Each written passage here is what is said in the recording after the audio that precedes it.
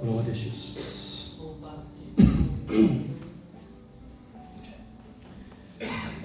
Apocalipse, capítulo 2 e versículo 8 em diante. Todos acharam? Amém? Apocalipse é fácil, né? Só ir no final da Bíblia e abrir. Fica mais fácil de achar. Capítulo 2, versículo 8 diz assim: Ao anjo da igreja em Esmirna escreve: Estas coisas diz o primeiro e o último, que esteve morto e tornou a viver. Conheço a tua tribulação, a tua pobreza, mas tu és rico.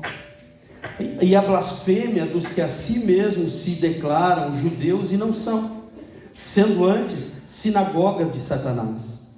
Não temas as coisas que tem de sofrer.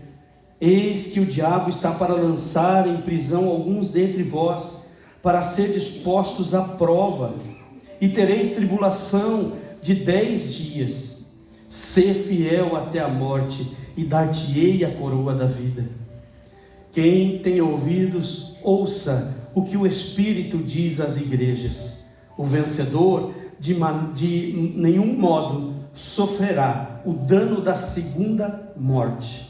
Pai, em nome do Senhor Jesus Cristo, eu oro, Espírito Santo, para que o Senhor me dê força, condições, sabedoria, para transmitir à tua igreja, Senhor, a tua mensagem, a tua palavra. Não é a minha mensagem, não é o que eu quero pregar, é o que o Senhor quer falar conosco nessa noite. Que o teu Santo Espírito conduza essa palavra, Senhor, aos nossos corações. Abra, Senhor, os nossos olhos para te conhecer e saber a tua vontade sobre a nossa vida. Em nome de Jesus, fala conosco, Pai. Em nome de Jesus Cristo. Nós começamos no outro domingo uma série de mensagens aqui em Apocalipse, pelo menos até o capítulo 3 nós iremos. Se o Espírito Santo conduzir, mandar, a gente passa do capítulo 3, mas a princípio até o capítulo 3, que é o próprio Jesus orientando. Primeiro no capítulo 1 ele se apresenta, ele se revela, ele se mostra quem ele é, a sua glória, a sua majestade, o seu poder sobre as nossas vidas.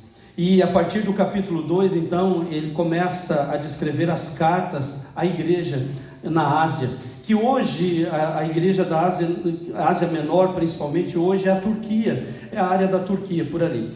E ele começa a escrever as cartas às 7 igrejas da Ásia.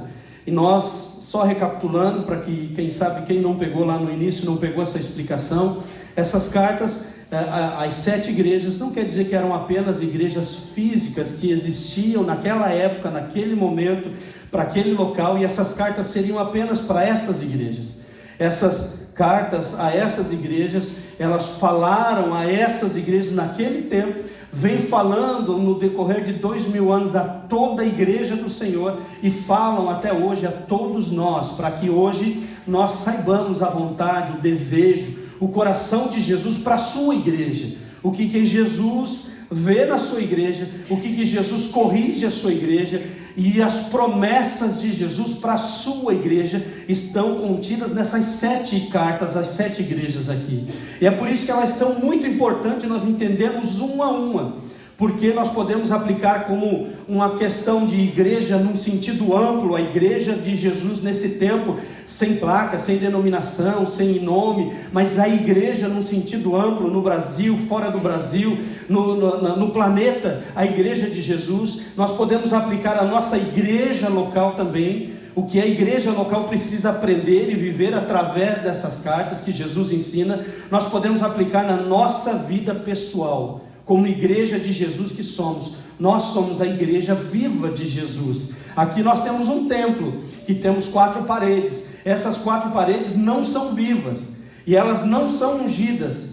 A igreja viva de Jesus somos eu e você, e somos ungidos com o Espírito Santo de Deus que habita em nós, para nós vivermos a realidade da igreja e a vontade de Cristo Jesus para esse tempo, para um tempo de tantas lutas e dificuldades, de tanto aperto que está acontecendo, de todo o balanço que está acontecendo na terra. Nós somos a igreja viva do Senhor Jesus Cristo, que tem um Deus vivo dentro de si. Então nós podemos aplicar todo o ensinamento, todo o recado, toda a palavra de Jesus nessas cartas, nós podemos aplicar a nós pessoalmente. Semana passada nós vimos a igreja de Éfeso. E Jesus, ele elogia, ele abençoa, ele declara que ele tem um prazer de olhar para aquela igreja que trabalhava, que se dedicava, que tinha muita alegria em fazer as coisas, porém, faltava uma coisa: essa igreja tinha abandonado o seu primeiro amor. Ela estava morta, fria no amor. Ela estava fazendo as coisas no piloto automático, religiosamente, por um compromisso, mas nada por amor. Nós vimos isso semana passada, e Jesus, ele dá a sua promessa a essa igreja, que é o vencedor, dar-lhe-ei que se alimente da árvore da vida que se encontra no paraíso de Deus.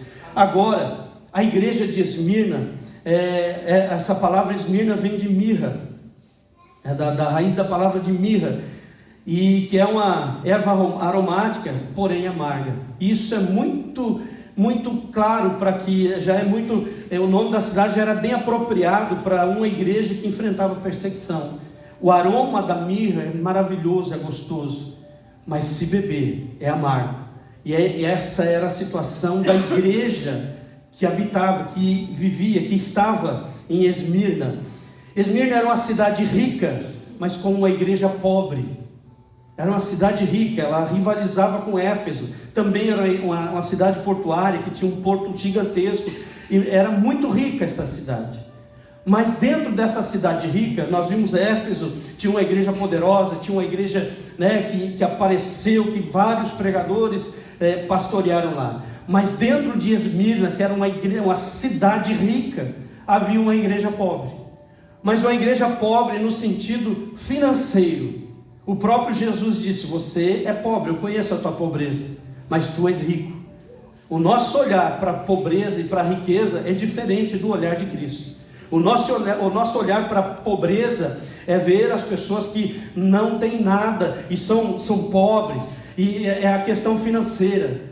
Mas o olhar de Jesus para a pobreza e para a riqueza não quer dizer o que elas têm na conta do banco, não quer dizer se elas têm bom carro, se ela tem boa casa, se ela tem empresa, se ela prospera muito. O olhar de Jesus para a riqueza é o que ela é, a essência de Deus dentro dela, é servir a Deus no meio da tribulação, é não abandonar a Cristo no meio da pobreza, da tribulação e da luta.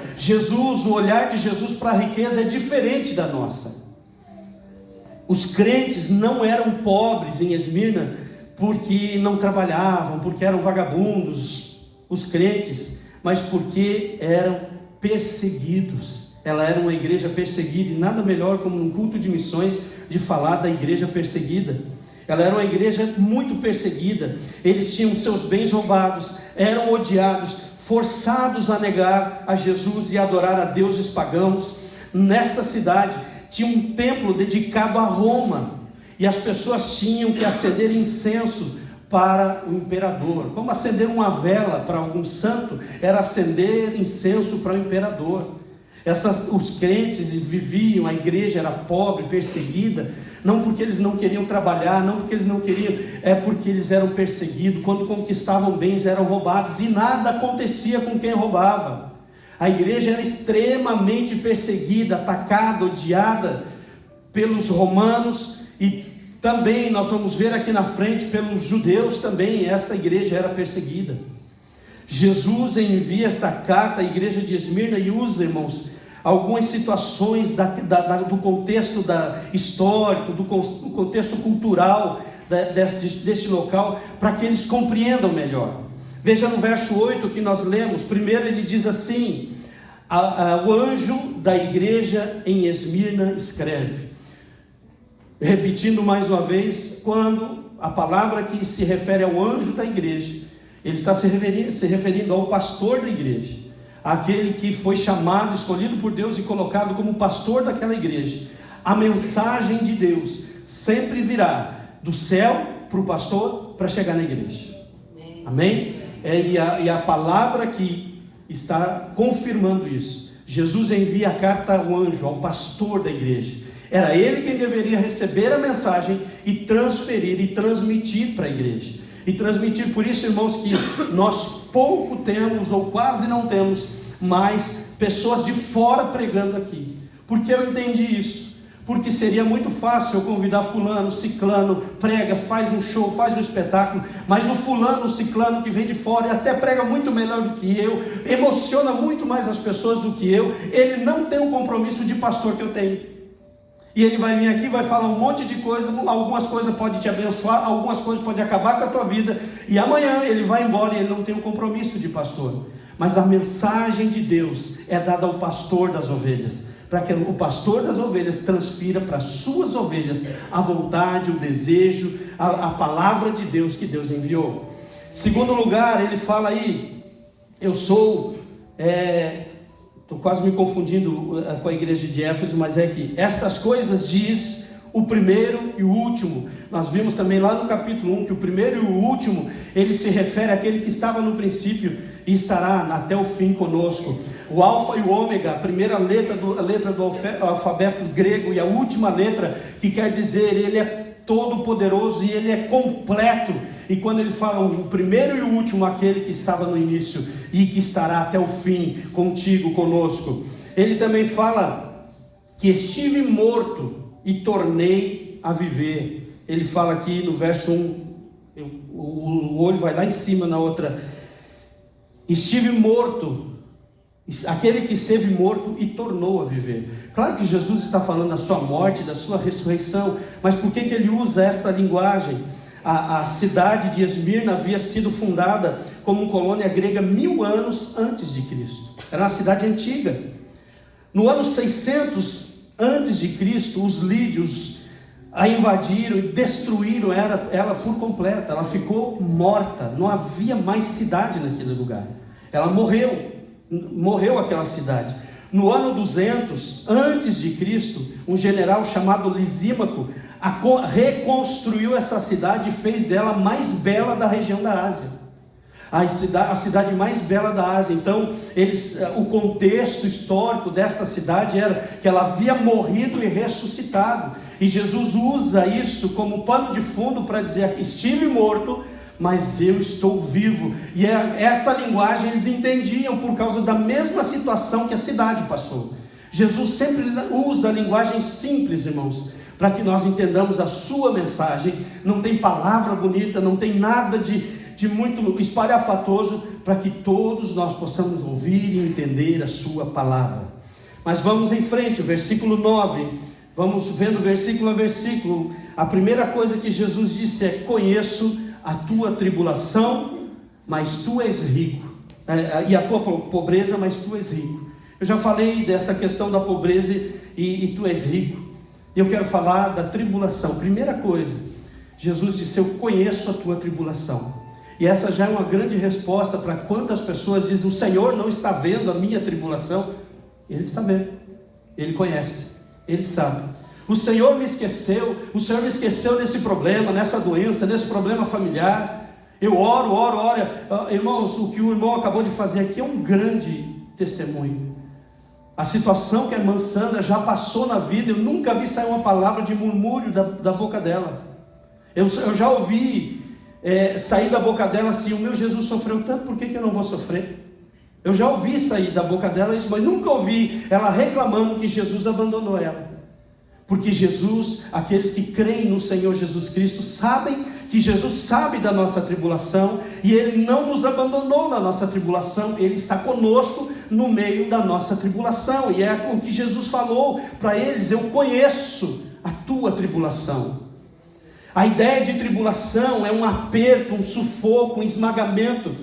A igreja estava sendo exprimida por um rolo compressor. A pressão dos acontecimentos passava sobre a igreja, e a força das circunstâncias procurava forçar a igreja a abandonar a sua fé. Os crentes em Esmirna, irmãos, estavam sendo atacados e mortos por causa do nome de Jesus.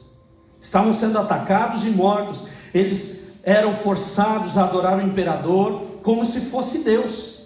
De uma única vez eles lançaram de um monte que havia, o Monte Pagos que havia lá, ou que tem até hoje lá, um monte, algo muito alto. Eles lançaram de uma só vez 1.200 crentes, mataram, lançaram daquele lugar e jogaram, mataram. Em seguida foram mais 800 crentes. Era esse nível de perseguição e de tribulação. Era a morte por causa do nome de Jesus. Era isso que os crentes de Esmirna enfrentavam. Os crentes estavam morrendo por causa do quê? Da sua fé. Eles estavam morrendo porque eram crentes em Cristo Jesus e não negavam a sua fé. E aquele que não negava a fé e adorava o imperador era morto. De diversas formas. Esses 2.000, 1.200, mais 800 foram jogados do alto de um monte para morrer. Mas muitos eram colocados em fogueiras, muitos eram colocados nas arenas para serem mortos, destroçados, arrebentados pelas feras, pelos leões. Eram pessoas que estavam extremamente passando por tribulações que nós aqui no Brasil não conseguimos nem entender. Porque é difícil falar sobre isso aqui numa mensagem no Brasil, porque nós não fizemos ideia do que é tribulação. Nós não fizemos ideia do que é perseguição. Como hoje é na Coreia do Norte, como hoje é na China, como hoje é na Rússia, em tantos lugares que se for pego com um versículo bíblico, vai morrer se não negar Jesus. Mas em muitos lugares, no Irã, em muitos lugares, os cristãos são verdadeiramente perseguidos e mortos por não negar a Jesus. No Brasil, nós não podemos dizer que somos atribulados, que somos perseguidos. Nós ainda temos a oportunidade de ter uma igreja como essa aberta, para, se quisermos ou não, estarmos num domingo adorando a Deus, louvando o seu nome, ouvindo esta palavra. Uma igreja que não está sendo atacada de forma alguma, perseguição de forma alguma, por ser igreja. Então os crentes estavam sendo mortos, estavam sendo atacados em Esmirna por causa da fé em Cristo Jesus. Eu quero já começar por aí, que você comece a entender o que é tribulação. Porque às vezes a pessoa está tendo um problema sério na sua família, no seu casamento, e pensa que essa é a tribulação. Às vezes a pessoa está com um problema sério de saúde e pensa que essa é a tribulação. Nós vamos ver que a tribulação não é isso. Nós vamos ver que a tribulação verdadeira e a perseguição verdadeira virá sobre a igreja do Senhor Jesus Cristo por causa da nossa fé, que nós professamos e confessamos diante do mundo e de todos. Eu conheço Jesus como meu Senhor e Salvador, eu reconheço, Ele é o Filho de Deus, mas negue a Jesus ou você será morto, e nós não negaremos Ele, vamos confessar a Ele, não importa. É por isso que a mensagem hoje, o tema é ser fiel até a morte, e dar-te a coroa da vida.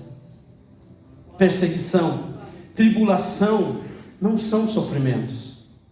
Sofrimentos que passamos são coisas normais, entenda. Você pode achar que eu estou falando que a sua situação é tranquila. Não estou falando isso. Mas as tribulações, os sofrimentos que nós passamos de saúde, familiar ou financeiros, são coisas naturais dessa vida. Quem não está passando por isso, irmãos? Quem não teve um dia um problema financeiro? Quem não teve um dia um problema, uma discussão no casamento? Quem não teve um dia problema com filhos? Quem não teve problemas de saúde um dia? E nesse tempo ainda mais acentuado tudo isso. Calcula um pouco mais sobre todos esses problemas. Quem não teve? São coisas que a vida, esta vida aqui, vai trazer, vai produzir para todos nós, sejamos crentes ou não. Esse problema que eu tenho na coluna, essas dores que eu sinto dia após dia, não são a minha tribulação. Quantos têm problema? Depois que você faz uma cirurgia de alguma coisa, você liga a televisão, parece que todo mundo tem aquilo, né? Fala, um teve um infarto, aí você vai ver, parece que nunca tinha tido infarto, de repente todo mundo, tem um monte de gente que tem infarto. E é assim, quantas pessoas têm problema nos ossos? Quantas pessoas não têm artrose e nem sabem? São problemas dia a dia, sofrimentos dia a dia, que todo mundo normalmente vai ter. Isso são coisas naturais da vida de qualquer pessoa. Isso é o que Jesus chamou de jugo. Jesus disse em Mateus 11: vinde a mim todos que estáis cansados e oprimidos, e eu vos aliviarei. Tomai sobre vós sobre vós o meu jugo, e aprendei de mim, que sou manso e humilde de coração, e encontrareis descanso para a vossa alma. Existe um jugo, existem problemas, existem situações que enquanto nós estivermos aqui nessa terra, não tem como fugir, não tem como escapar. Mas Jesus disse: olha, vem até mim, descanse a tua alma em mim, porque o meu jugo é leve, o meu jugo é suave, o meu fardo é leve. Estar em Cristo não quer dizer que não existe um jugo que nós temos que carregar e que nós temos que fazer. Agora, em Cristo há descanso para a nossa alma, em Cristo há satisfação na vida. Apesar dos problemas, apesar das lutas, apesar da dor, apesar do sofrimento, em Cristo a nossa alma se deleita e nós temos descanso. Jesus não disse: venha até mim, eu vou tirar todo o jugo, todo o fardo das tuas costas e você não vai sentir mais peso nenhum. Jesus disse: venha até mim, porque meu fardo é leve e o meu jugo é suave. 2 Coríntios 12, eu amo isso aqui, irmãos. Paulo fala assim: e para que eu não me exaltasse pelas excelências das revelações, foi-me dado um espinho na carne, a saber, um mensageiro de Satanás para me esbofetear, a fim de não me exaltar. Quem foi que deixou? Quem foi que deu? Foi-me dado. Quem foi que deu? Satanás tem poder de chegar e me esbofetear sem autoridade e autorização do meu Deus? É Deus que controla tudo, irmãos. Se Satanás está me perseguindo, está me atacando, é permissão, Deus está permitindo isso. Paulo disse: foi-me dado a fim de não me exaltar, porque ele receberia grandes revelações de Deus na vida dele, para que ele não se ensoberbecesse, ficasse exaltado, como se ele fosse Deus. Então Deus permitiu que um espinho na carne, um demônio que esbofeteava ele todos os dias, para que ele entendesse que ele dependia exclusivamente de Deus, que tudo o que ele ia receber e que ele ia fazer não era pelas forças dele, não era pela sabedoria dele, não era pelo estudo dele, mas era a dependência total do Senhor Jesus Cristo. Era a dependência total dele, acerca do qual 3 vezes orei ao Senhor para que desviasse de mim. Ele orou, ele pediu: Deus, tira esse espinho da minha carne, está doendo, estou sofrendo. E disse-me o Senhor respondendo: a minha graça te basta. A minha graça, a graça de Deus é o favor de Deus, irmãos. Felizes são aqueles que conhecem esse favor. Felizes, bem-aventurados são esses que conhecem esse favor. E mesmo quando o espinho está apertando na carne, tem a alegria do Senhor na sua alma, no seu coração, tem paz, tem salvação. Creem no Senhor Jesus Cristo, confessam o Senhor Jesus Cristo, porque o Senhor Jesus já carregou sobre ele todos os nossos pecados, as nossas dores, ele levou sobre ele no madeiro, e hoje nós somos salvos pelo sangue de Jesus Cristo. Felizes são aqueles que têm a graça e o favor do Senhor vivos no seu coração. A minha graça te basta, porque, e a palavra basta, eu aprendi que a palavra basta vem de abastecer, ou seja, Jesus está dizendo para ele: Paulo, todos os dias a minha graça, o meu favor te abastece. Você está com o tanque vazio, está cansado, não tem mais forças para andar, mas quando você vai até Cristo Jesus, a graça dele vem sobre você, ele te reabastece, ele te fortalece, ele te enche de força novamente, e você se levanta. A graça do Senhor nos basta, porque o meu poder se aperfeiçoa na fraqueza. O poder de Deus se aperfeiçoa na nossa fraqueza. Sabe por quê, irmãos? Porque nós começamos a entender que nós não somos nada sem Ele. E aí, o que fica mais evidente em nós é que se não fora o Senhor e o seu poder, nós estávamos perdidos. Se não fora pelo Senhor, eu não estava de pé aqui pregando. Se não fora pelo Senhor, a irmã Sandra não estava ouvindo, enxergando agora. Esta é a graça de Deus que nos basta. Ele se aperfeiçoa nas nossas lutas, o poder dele se aperfeiçoa, cresce o entendimento, o conhecimento, o amor, o relacionamento de Deus cresce no meio das nossas lutas, das nossas fraquezas, e nós reconhecemos que somos fracos, mas o nosso Deus é poderoso, e é Ele quem nos guarda, é Ele quem nos cuida. Paulo diz assim: de boa vontade, pois me gloriarei nas minhas fraquezas, para que em mim habite o poder de Cristo. De boa vontade, não vou ficar murmurando, não vou ficar reclamando, porque eu estou fraco, porque eu estou isso, porque eu estou com esse problema. Por quê? Porque eu sei que quando eu vejo o problema, eu também imediatamente vejo Cristo habitando em mim. Eu reconheço que sem Cristo eu não tenho força alguma para fazer nada, mas com Cristo, Ele habitando em mim, eu sou capaz de me gloriar nas fraquezas. E Ele fala: pelo que sinto prazer nas fraquezas, nas injúrias, nas necessidades, nas perseguições, nas angústias, por amor de Cristo, porque quando estou fraco, então eu sou forte. Quando eu estou fraco, eu sou forte. Parece uma contradição, mas não é. Quando nós reconhecemos a nossa fraqueza, é que habita o poder de Cristo em nós. E aí é que nós ficamos fortes. Com Cristo nós vamos saltar muralhas, é claro. Sem Cristo eu não tenho força para saltar a muralha. Mas com Cristo nós vamos saltar as muralhas, porque é Ele quem nos fortalece.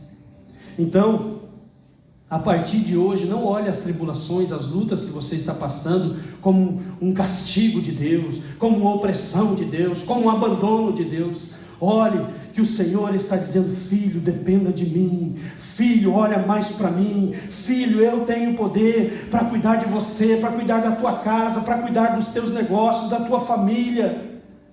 Não olhe para essas lutas como algo que veio para te destruir, mas olhe para essas lutas como algo que veio para te unir mais a Deus, para te levar mais para a presença de Deus, para você orar mais, para você buscar mais conhecimento dEle. 2 Coríntios 4, Paulo também, versículo 6, Paulo também diz assim: porque Deus que disse das trevas resplandece a luz, é quem resplandeceu em nossos corações para a iluminação do conhecimento da glória de Deus na face de Jesus Cristo.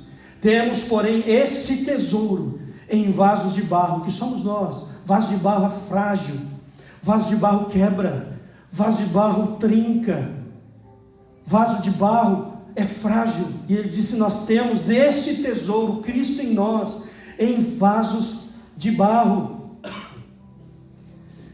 para que a excelência do poder seja de Deus e não de nós. Nós somos frágeis, nós somos vaso de barro. Para quê? Para que fique bem destacado que a nossa força não é nossa, é Deus que habita em nós. Que a excelência do poder de Deus seja refletido em nossas vidas, que nós vivemos pela graça do Senhor. Em tudo, olha o que Paulo fala: em tudo somos atribulados, mas não angustiados. A tribulação vem, mas a angústia não entra. Perplexos, mas não desanimados. Perseguidos, mas não desamparados. Abatidos, mas não destruídos. Porque quem tem poder contra a igreja do Senhor Jesus Cristo? O inferno inteiro se levantará. Mas Jesus disse: eu é quem cuido da minha igreja.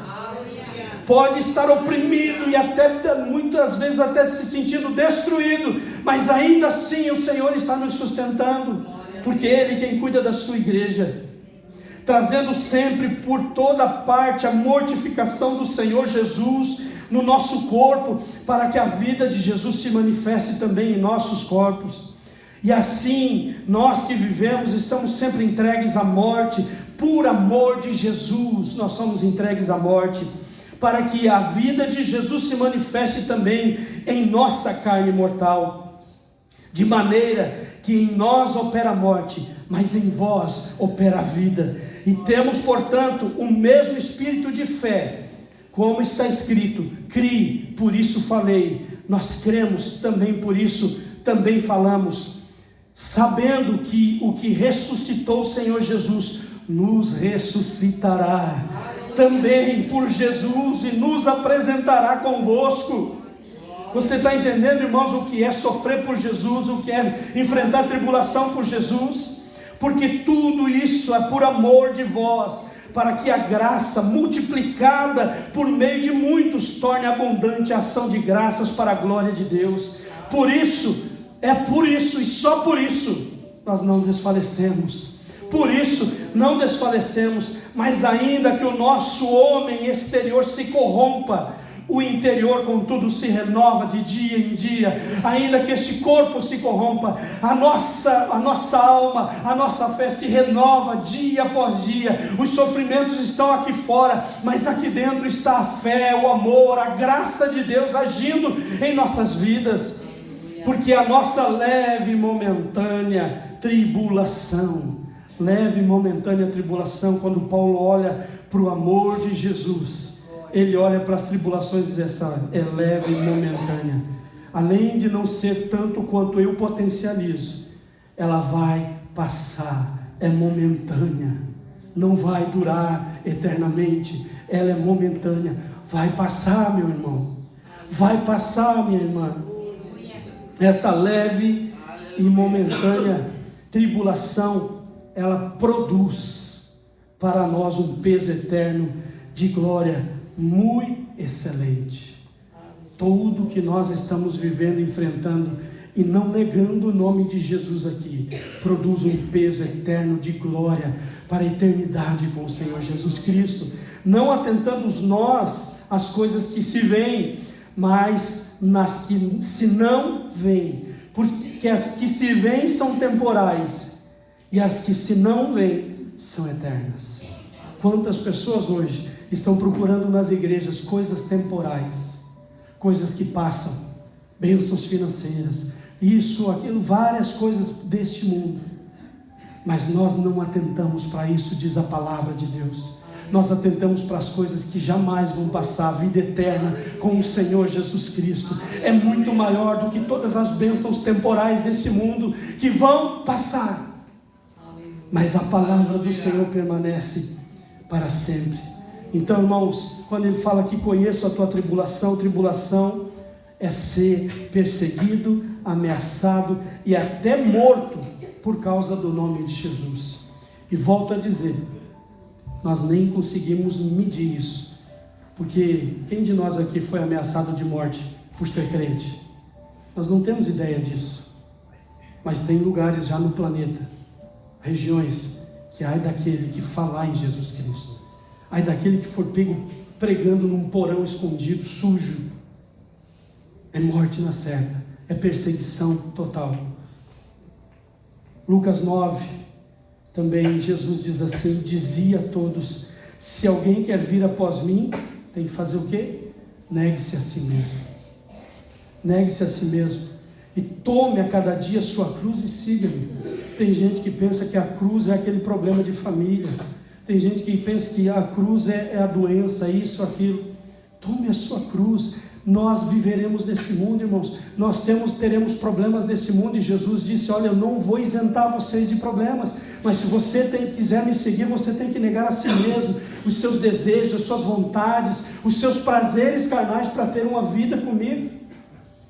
Tome a sua cruz e venha comigo. Ele não disse: eu vou tirar a cruz. Ele disse: tome a sua cruz, porque qualquer que quiser salvar a sua vida, perdê-la-á.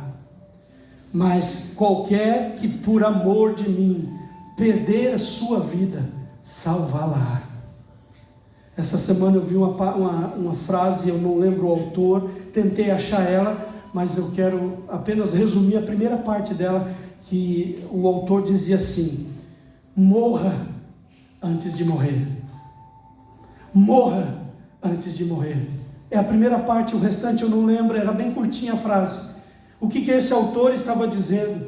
Que nós temos que morrer para este mundo, para viver para Cristo, antes de morrer esta carne, que todos possam morrer para o mundo.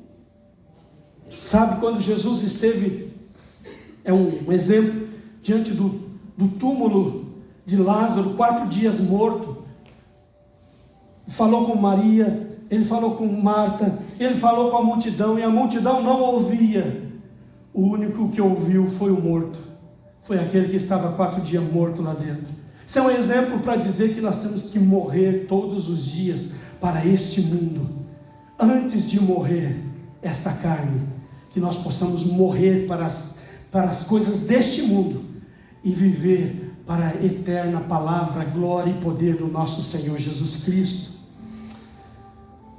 Também aí no versículo 10, no versículo 9 ainda, ele fala, mas tu és rico, e ele fala, e a blasfêmia dos judeus, dos que a si mesmos se declaram judeus e não são, sendo antes sinagogas de Satanás. Se dizem judeus e não são sinagogas de Satanás. Os judeus estavam espalhando falsos rumores sobre os cristãos naquela família, irmão, naquela cidade. Eles, os próprios judeus, que eram para reconhecer Jesus como Filho de Deus, eles estavam espalhando rumores. Ele fala que declaram judeus e não são, antes são sinagogas de Satanás, blasfêmias. Eles estavam espalhando rumores, blasfêmias dos cristãos. As mentes estavam sendo envenenadas. Os crentes de Esmirna estavam sendo acusados de coisas graves. O diabo, irmãos, é o pai da mentira. Aqueles que usam a arma das acusações levianas são sinagogas de Satanás. Hoje tem vários justiceiros na internet, que um falou uma coisa, outro falou outra coisa, e aí o justiceiro vem e já levanta a vida da pessoa, espalham muito mais do que aquilo que foi falado, fazem muito mais do que aquilo que a pessoa fez, tentam de todas as maneiras destruir a reputação, a imagem da pessoa. Tudo bem, a pessoa pode ter errado, mas não é minha função espalhar os escândalos. Ai daquele por quem vieram os escândalos. Hoje tem muito mais gente pecando, principalmente na internet, falando do pecado desse, do pecado daquele, do erro daquele outro, daquela igreja que era assim, assado, e pecando muito mais do que aquela pessoa que quem sabe adulterou, porque se ela adulterou hoje, amanhã ela pede perdão a Deus, se arrepende, deixa de ser adúltero e ela será perdoada por Deus, e a pessoa que está falando se torna sinagoga de Satanás.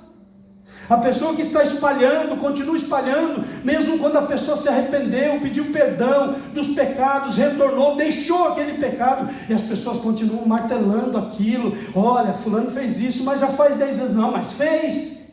Ah, mas já faz 15 anos, mas fez. As pessoas ficam martelando. Esses são os que se equiparam aos judeus que estavam liberando e murmurando e liberando blasfêmias contra os cristãos. E foram chamados aí por Jesus e por João de sinagogas de Satanás. Havia uma forte influência sinagoga judaica em Esmirna. Eles não apenas estavam perseguindo os crentes, mas estavam influenciando os romanos a prenderem os crentes. João chama os judeus de perseguidores e de sinagoga de Satanás. As pessoas que espalham murmuração e às vezes até verdades, mas ela se coloca na posição de justiceiro, começa a espalhar uma falha ou alguma coisa que ela acha que o outro falha. São considerados pelo próprio Jesus como sinagogas de Satanás. Os judeus foram os principais inimigos da igreja no primeiro século. Foram os principais que mais perseguiam os cristãos. Vamos para o verso 10. O verso 10, ele começa dizendo assim, uma palavra que todos nós precisamos ouvir: não temas. Foque nisso. Jesus disse: eu conheço tua tribulação, a tua pobreza, mas tu és rico. Os judeus estão murmurando, estão atacando você, mas ele diz assim: não temas.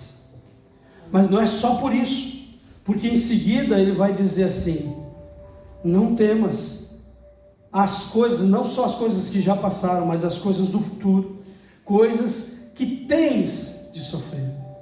Sabe essa palavra, irmãos? Jesus dizendo: tens de sofrer. Ele está falando com uma igreja oprimida, perseguida por causa do nome dele, e ele está dizendo: tem coisas que você ainda tem que sofrer, tem coisas que você ainda tem que passar.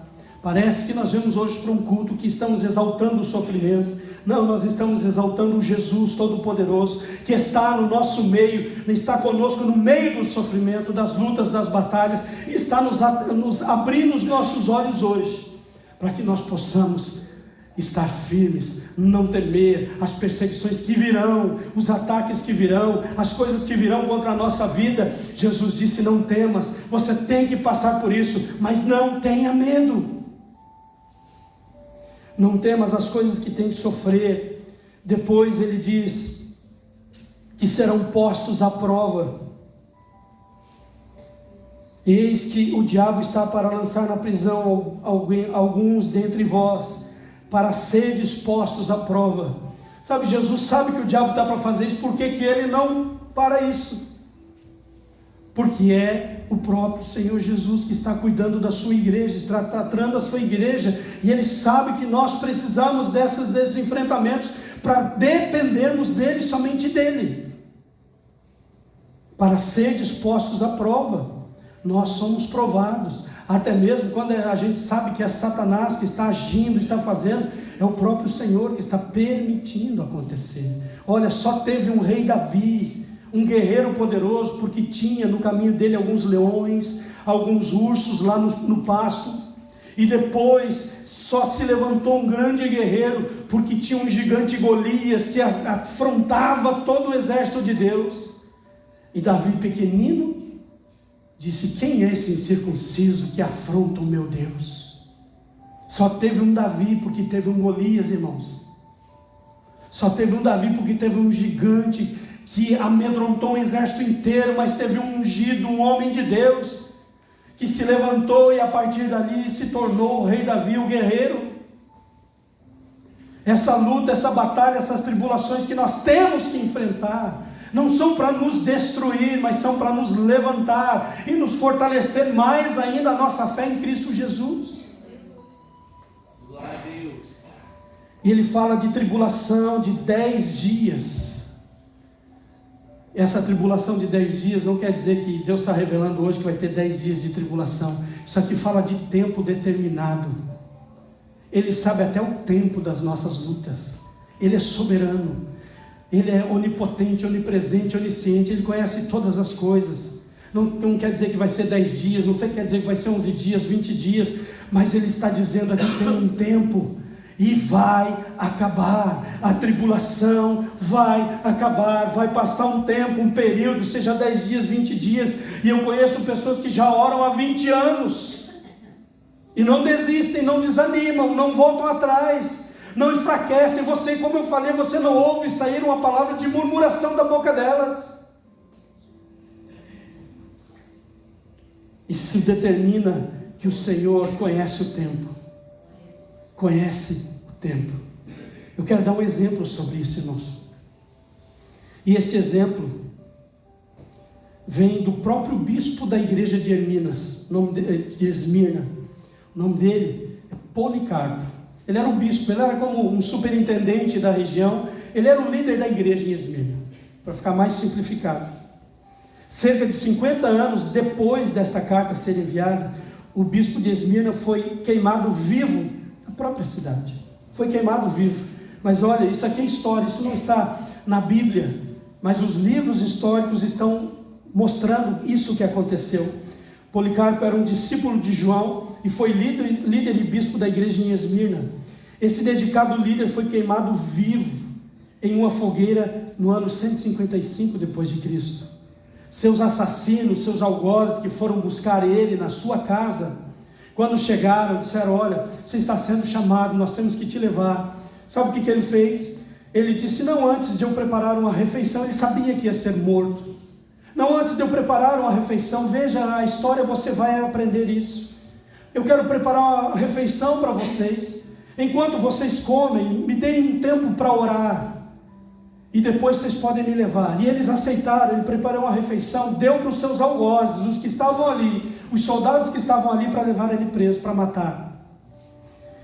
Enquanto eles comiam, ele começou a orar perto deles. E a história diz que a oração deles, o Espírito de Deus começou a tocar no coração daqueles soldados. Começou a tocar no coração deles. E eles começaram a chorar. E diziam para Policarpo: olha só, negue Jesus e a sua vida será poupada, você é um homem bom. Aqueles homens cheios de ódio, de assassinato nas mãos, o coração deles foi compungido com a oração, e eles não queriam mais levar Policarpo para ser morto, mas eles tinham que levar. Eles tinham, porque era ordem, porque se eles não levam ele, eles são mortos. E eles tentaram fazer Policarpo se negar a Jesus. E ele não negou, então eles levaram. Ele foi levado até o estádio onde estava o procônsul, o governador, e ele insistiu com ele, e dizendo: jura, maldiz a Cristo, e te porei em liberdade. Sabe o que Policarpo respondeu? 86 anos eu tenho servido a Cristo. Ele nunca me fez mal, só o bem. Como posso maldizer o meu Rei e Salvador? Como eu posso maldizer esse Cristo? Depois de ameaçá-lo com feras, olha, nós vamos te jogar para as feras, o procônsul lhe disse: farei que sejas consumido pelo fogo, você será jogado no fogo. Mas Policarpo respondeu para ele desta maneira: tu me ameaças com fogo que queima mais ou menos por 1 hora e depois apaga. Mas tu és ignorante a respeito do fogo, do juízo vindouro e do castigo eterno reservado para os maus. Você pode me jogar num fogo que vai me queimar por mais ou menos 1 hora e vai apagar, mas a tua alma será jogada em um lugar que o fogo não vai apagar mais e o sofrimento será eterno. Diz a história que Policarpo, depois dessa resposta, foi amarrado em um poste que era chamado de pira. Ele ficava amarrado naquele poste e colocaram fogo nele. Mas diz a história que o fogo não queimava Policarpo. Irmãos, o mesmo Deus que abriu a visão da irmã Sandra é o mesmo Deus que pode fazer isso. Aleluia. Aquele fogo não queimava Policarpo e ele não morria. E foi dando um desespero naqueles assassinos que estavam ali, que ele não morria, o fogo não consumia ele não morria. E ele foi morto à espada, eles enfiaram a espada nele. E segundo a história, o sangue que escorreu dele, aí ele morreu, o sangue que escorreu dele apagou o fogo. O nosso Deus está conosco, até no meio das fogueiras, irmãos. Se não negarmos a Jesus, se não voltarmos atrás, se não negarmos a Jesus no meio das tribulações e das lutas, das perseguições e até da ameaça de morte, nós só seremos mortos quando Jesus permitir. Apocalipse 12 fala assim, versículo 10, ele diz: eu ouvi uma grande voz no céu que dizia: agora chegada está a salvação, e a força e o reino do nosso Deus, e o poder do seu Cristo, porque já o acusador de nossos irmãos é derribado, o qual diante do nosso Deus os acusava dia e noite.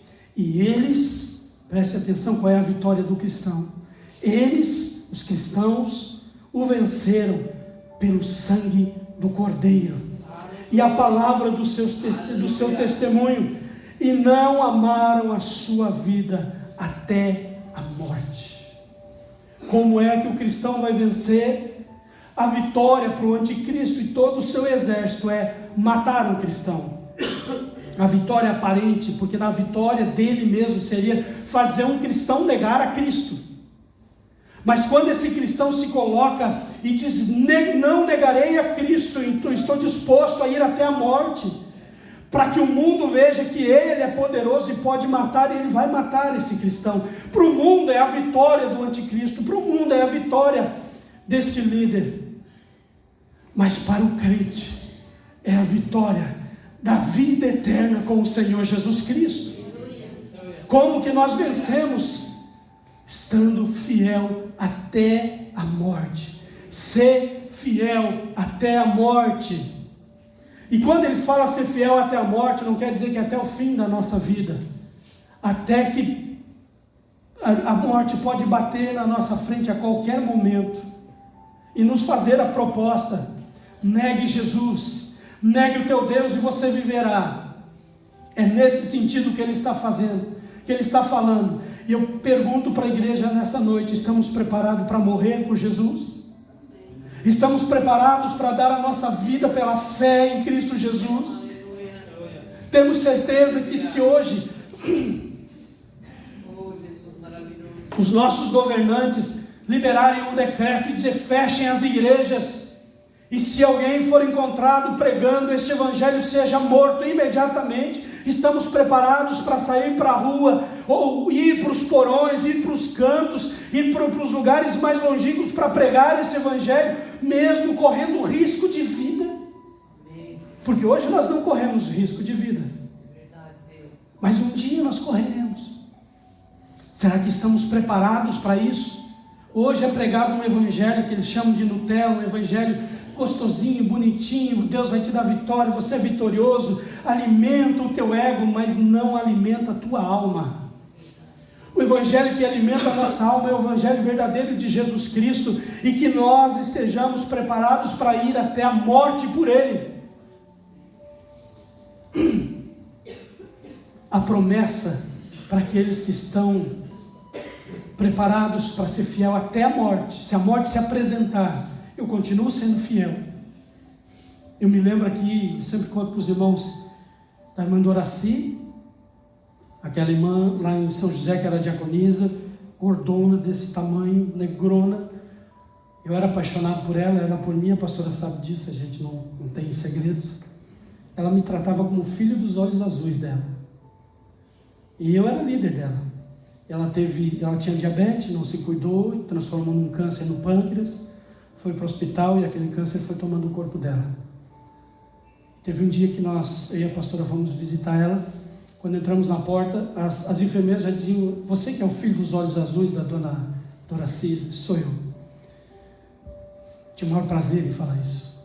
Quando entramos, ela nos recebeu com um sorriso em cima da cama, tomada de câncer. Quando começamos a orar, ela começou a não chorar e se reclamar com Deus. Havia uma alegria na alma daquela mulher, que ela começou a orar e chorar de alegria, e orar em línguas, como ela fazia todos os cultos que ela estava lá conosco. É isso, irmãos. É estar pronto para morrer, é estar pronto para entregar a sua própria vida. Saímos, depois de alguns dias eu voltei para visitar ele. Quando eu voltei, os médicos disseram que ela estava partindo. Eu já tive essa experiência de estar com várias pessoas no momento da partida delas. Acho que Deus permitiu isso no meu ministério, na minha vida. E ela não reconhecia mais ninguém, nem os filhos. Eu cheguei do lado da cama dela e disse assim: irmã Doraci, a senhora sabe quem está aqui? E ela virou os olhos para mim e abriu um sorriso. Fechou os olhos e apagou, e partiu com o Senhor. Ela me reconheceu e deu um sorriso dizendo: eu estou bem, eu estou com Cristo Jesus. Essa é a nossa alegria, irmãos. Morrer com Cristo é lucro. Morrer com Cristo é partir para a eternidade. Mas eu estou tendo tanto sofrimento, tanta luta, tanta tribulação. A tribulação virá quando nós não negamos a Cristo Jesus. Quando nada nesse mundo me afasta da presença dEle. Quando nenhuma ameaça desse mundo me afasta da presença dEle. Ser fiel até a morte. E a promessa é: dar-te-ei a coroa da vida. Por que Jesus usa essa expressão nesta cidade? Porque Esmirna, essa é a promessa de Jesus. Esmirna era a cidade conhecida pelos jogos atléticos que aconteciam lá. Aqui, semana que vem começam as Olimpíadas, e eles vão correr, vão pular, vão jogar, vão brigar por uma medalha, por troféus. E os atletas que venciam nesta cidade recebiam uma coroa, mas não era de ouro, era uma coroa de louros. Daí vem a expressão: aquele lá recebeu os louros da vitória, que é essa expressão lá da antiguidade. Quando eles venciam, eles recebiam uma coroa de louro, era colocado na cabeça deles pela vitória.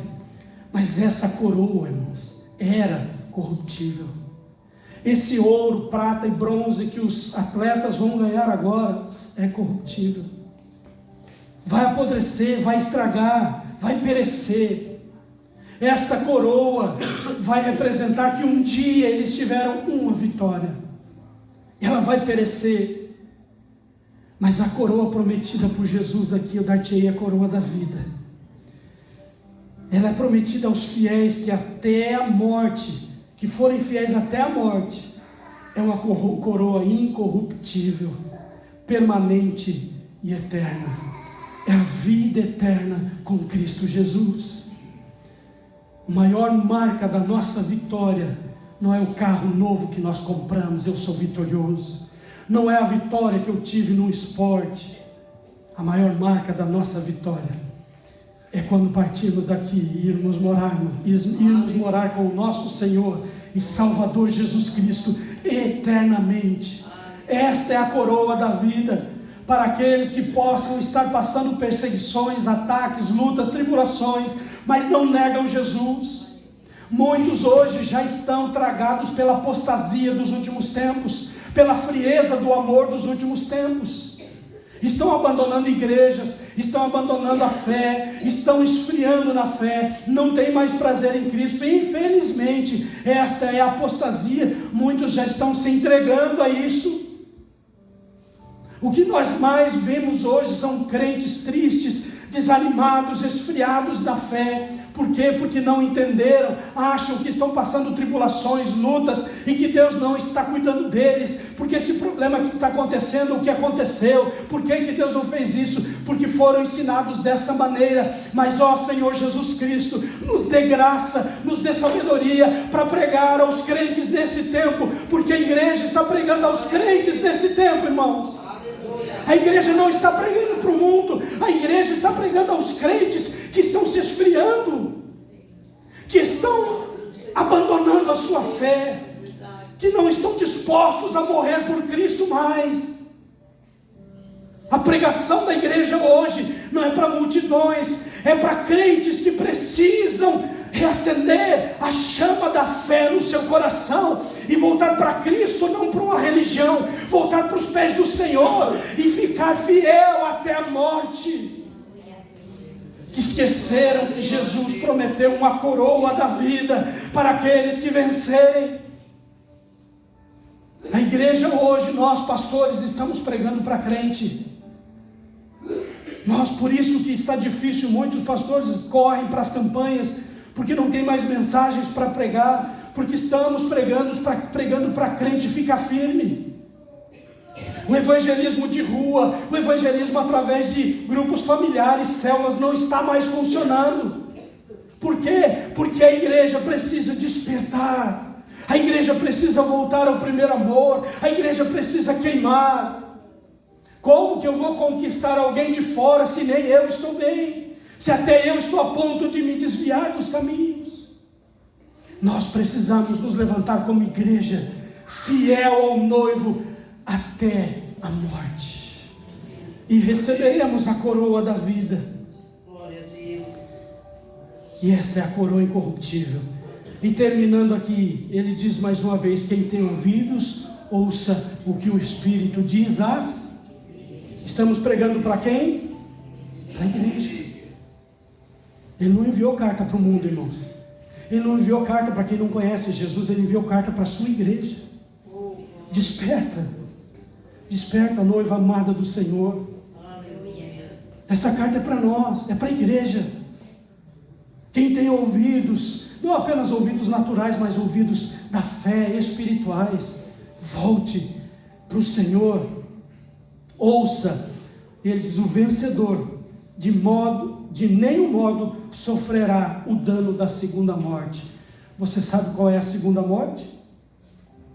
Sabe mais ou menos? Tem certeza qual é a segunda morte? Eu vou mostrar para você na Bíblia hoje o que é a segunda morte.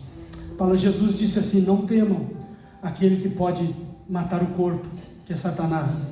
Não temam. Temam aquele que pode matar o corpo e a alma, que pode lançar a alma no inferno.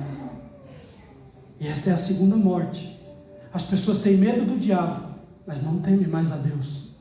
O diabo pode estraçalhar a nossa vida, sim. Pode destruir a nossa vida, sim.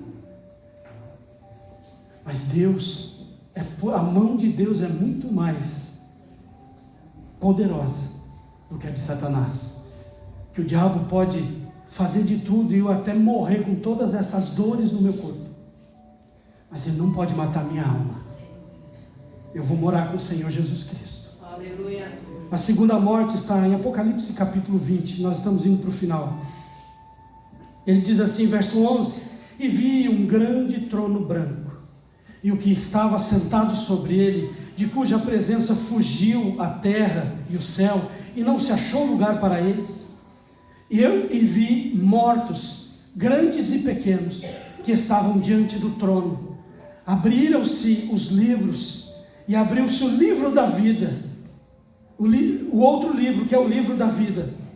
E os mortos foram julgados pelas coisas que estavam escritas nos livros, segundo as suas obras. Escute, quando Jesus vier nas nuvens com poder e grande glória, todos ressuscitarão, os salvos para a glória eterna, e os não salvos ressuscitarão para o juízo eterno. E é desses que ele está falando, é desse que a palavra está falando, aqueles que não partiram salvos. Ele disse, abriu-se outro livro, o livro da vida, e os mortos foram julgados pelas coisas que estavam escritas nos livros segundo as suas obras. E deu o mar os mortos e que nele havia, e a morte e o inferno deram os mortos que neles havia. E foram julgados cada um segundo as suas obras. A morte e o inferno foram lançados no lago de fogo. E a segunda morte,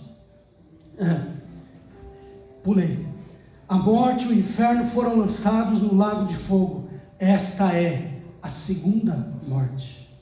Esta é a segunda morte. E aquele que não foi achado escrito no livro da vida foi lançado no lago de fogo. Qual é a segunda morte? O lago de fogo e enxofre. Tem muitas pessoas que dizem hoje, claro, é uma expressão de linguagem, vamos saquear o inferno. Vamos saquear o inferno. Para começar, ninguém consegue saquear o inferno. Porque se a pessoa partiu daqui para a eternidade, se existisse isso, e ela tivesse partido daqui para a eternidade sem Cristo, e existisse e estivesse no inferno, ninguém consegue tirar mais ela de lá. Porque os que partiram com Cristo para a eternidade. Os que partiram sem Cristo, partiram para a eternidade, não tem mais como alguém lá, ou alguém de lá voltar para cá. É o que diz a Bíblia. Mas o inferno hoje é um lugar de tormento, chamado Hades ou Sheol, que está escrito na Bíblia. Talvez você leia algumas coisas e vai estar escrito, fulano, lá o salmista fala ainda que eu vá ao Sheol, ou seja, num lugar de tormento. Hades é um lugar de tormento. Leia Lucas 16, a parábola ou ensinamento de Jesus sobre o rico e o Lázaro. O rico morreu e foi para este lugar, que não é o inferno, é um lugar de tormento, a mansão dos mortos. Os mortos, os dois morreram, mas quando fala dos mortos, está falando dele que ele morreu sem Cristo.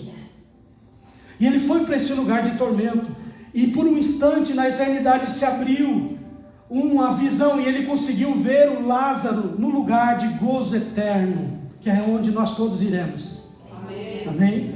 Receba. É o lugar onde nós todos iremos. E ele pede, pai Abraão, ele estava no seio, no colo de Abraão, no colo do pai.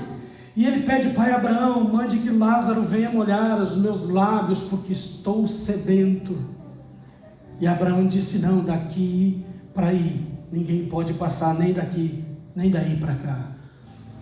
Então, pai Abraão, diga, permita que eu volte lá na terra e fale com os meus familiares, para que eles não caiam no mesmo laço que eu caí. E Abraão disse também, ninguém que está aqui pode voltar para a terra, para lá, porque eles têm Moisés e os profetas. Moisés é a figura do libertador, irmãos, e o nosso libertador nós sabemos quem é. Eles têm Jesus. E ele tem os profetas. Na época antes de Jesus Cristo, a palavra de Deus vinha através dos profetas.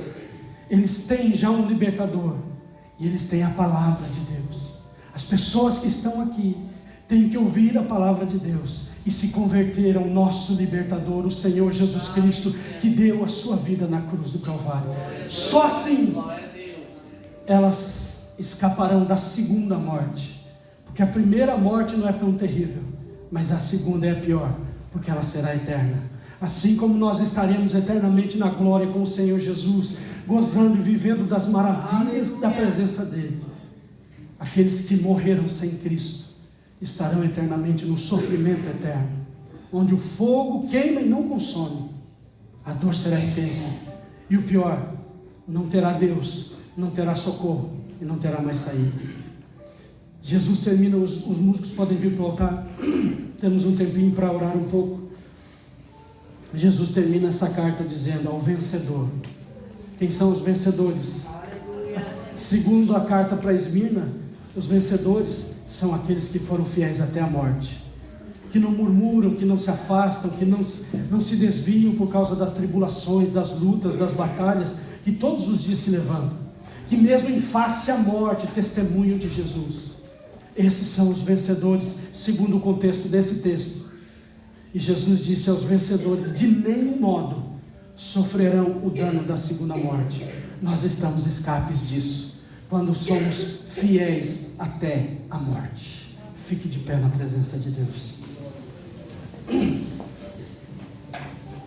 Irmãos, eu orei e pedi muita sabedoria a Deus para pregar essa mensagem para você.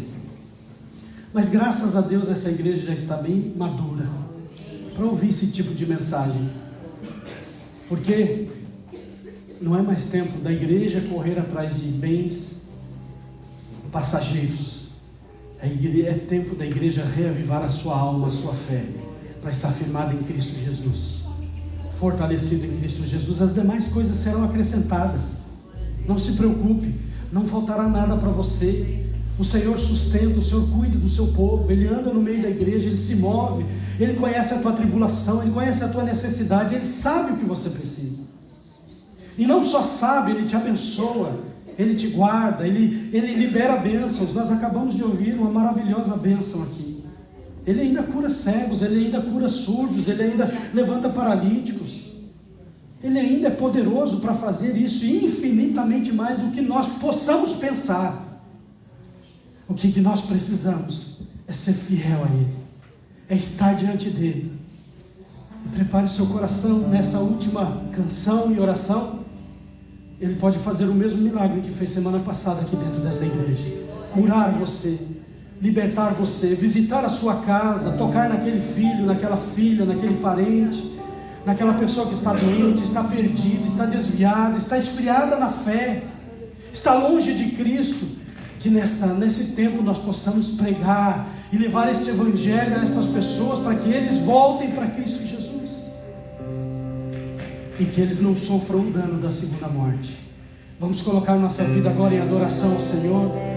Feche os teus olhos, ore, clame ao Senhor e busque a Ele. Diga: Senhor, reaviva meu coração, a minha alma, que eu não seja um murmurador, que eu não seja uma sinagoga de Satanás, mas que eu seja, Senhor, um salvo em Cristo Jesus.